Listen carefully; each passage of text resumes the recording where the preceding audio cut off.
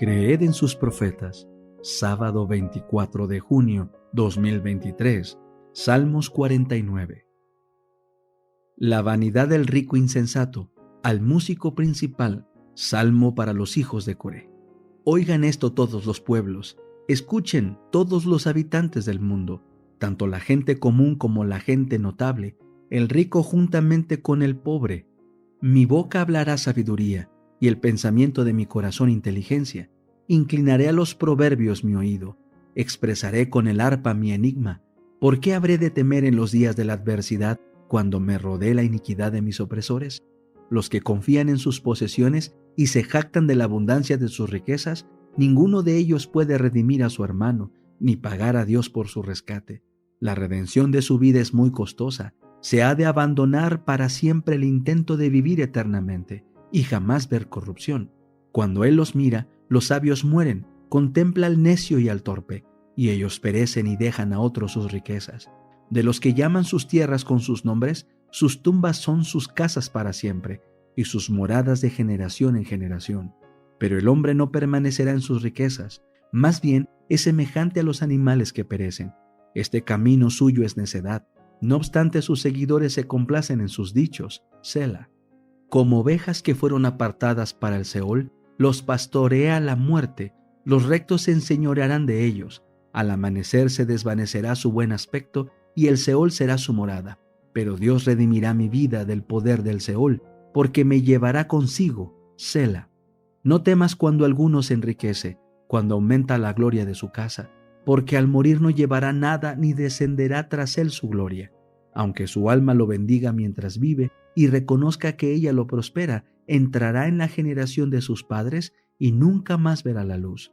El hombre que vive con honores, pero sin entendimiento, es semejante a los animales que perecen. El conflicto de los siglos, capítulo 16. La Biblia y la Revolución Francesa. Cuando Francia desechó a Dios y descartó la Biblia públicamente, hubo impíos y espíritus de las tinieblas que se llenaron de júbilo por haber logrado al fin el objeto que por tanto tiempo se habían propuesto, un reino libre de las restricciones de la ley de Dios, y porque la maldad no era pronto castigada, el corazón de los hijos de los hombres estaba plenamente resuelto a hacer el mal. Empero la transgresión de una ley justa y recta debía traer inevitablemente como consecuencia la miseria y el desastre.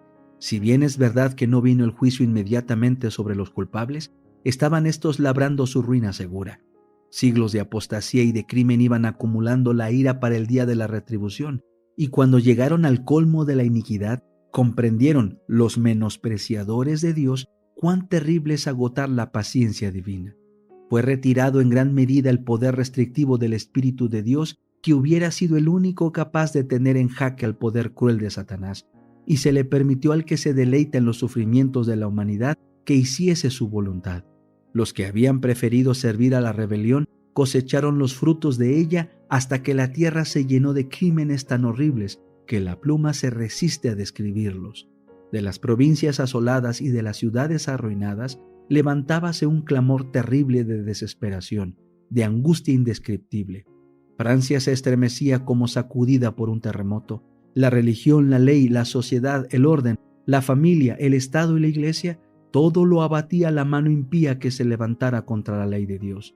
Bien dijo el sabio, por su misma maldad caerá el hombre malo, pero aunque el pecador haga mal 100 veces y con todo se le prolonguen los días, sin embargo, yo ciertamente sé que les irá bien a los que temen a Dios, por lo mismo que temen delante de Él. Al hombre malo empero no le irá bien, por cuanto aborrecieron la ciencia y no escogieron el temor de Jehová. Por tanto, comerán del fruto de su mismo camino y se hartarán de sus propios consejos. Proverbios 11:5, Eclesiastés 8:12 y 13, Proverbios 1:29-31. No iban a permanecer mucho tiempo en silencio los fieles testigos de Dios, que habían sucumbido bajo el poder blasfemo que sube del abismo. Después de los 3 días y medio, el espíritu de vida venido de Dios entró en ellos y se levantaron sobre sus pies, y cayó gran temor sobre los que lo vieron. Apocalipsis 11:11. En 1793 había promulgado la Asamblea Francesa los decretos que abolían la religión cristiana y desechaban la Biblia. 3 años y medio después, este mismo cuerpo legislativo adoptó una resolución que rescindía esos decretos y concedía tolerancia a las Sagradas Escrituras. El mundo contemplaba estupefacto los terribles resultados que se había obtenido al despreciar los oráculos sagrados, y los hombres reconocían que la fe en Dios y en su palabra son la base de la virtud y de la moralidad. Dice el Señor: ¿a quién injuriaste y a quién blasfemaste? ¿Contra quién has alzado tu voz y levantado tus ojos en alto? Contra el Santo de Israel. Por tanto, he aquí les enseñaré de esta vez, enseñarles he de mi mano y mi fortaleza, y sabrán que mi nombre es Jehová. Isaías 37:23, Jeremías 16:21. Hablando de los dos testigos, el profeta dice además: y oyeron una grande voz del cielo que les decía: subid acá. Y subieron al cielo en una nube, y sus enemigos los vieron. Apocalipsis 11:12. Desde que Francia les declarara la guerra, estos dos testigos de Dios han recibido mayor honra que nunca antes. En el año 1804 se organizó la Sociedad Bíblica Británica y extranjera. Este hecho fue seguido de otros semejantes en otras partes de Europa, donde se organizaron sociedades similares con numerosas ramas esparcidas por muchas partes del continente. En 1816 se fundó la Sociedad Bíblica Americana. Cuando se creó la Sociedad Británica, la Biblia circulaba en 50 idiomas. Desde entonces ha sido traducida a centenares de idiomas y dialectos. Durante los 50 años que precedieron a 1792, se daba muy escasa importancia a la obra de las misiones en el extranjero.